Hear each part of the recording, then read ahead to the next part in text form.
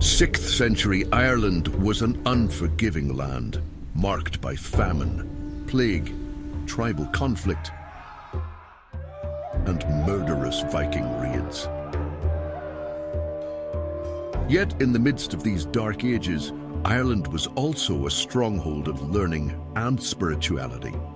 Kindled by religious fervour, a beacon of light emerged, a man named Saint Columbanus. Columbanus, born in 543, was more than a mere monk. He was a pioneer, a scholar, and a spiritual guide. He studied the scriptures at Bangor Abbey and was thoroughly educated in grammar, rhetoric, geometry, Greek, and Latin. If you wish to know the Creator, understand the Creator, advised Columbanus. As a young man, he wrestled with carnal temptation and sought the advice of an elderly nun who lived in isolation. She counseled monastic discipline, penance, and full obedience to the will of God. With penitent heart, the devoted monk implored St. Congal for permission to travel to the continent. Columbanus embarked on his journey, founding monasteries in Scotland and the north of England before traveling on to Europe, where he helped spread the teachings of Christianity. King Guntram of Burgundy welcomed him to his lands, where Columbanus and his followers settled, living a Spartan, monastic life in the woods.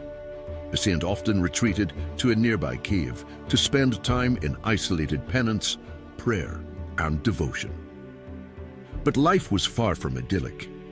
Many of his students were murdered following war in the region, and after confronting King Guntram's successor for taking a mistress, St. Columbanus himself was imprisoned and condemned to death. Escaping capture, Columbanus faced expulsion back to Ireland, but a fierce storm drove his ship back to land, and the captain refused to sail with the saint on board. And so Columbanus remained in Europe, traveling across the Alps into northern Italy.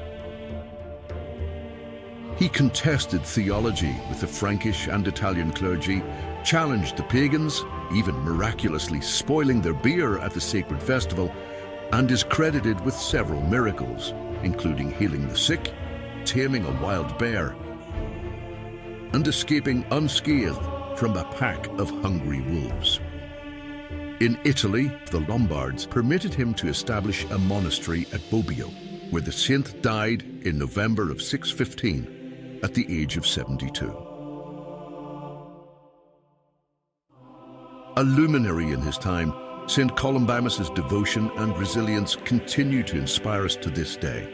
His legacy reminds us that even in the face of extraordinary challenges, a single flame can ignite 1,000 others.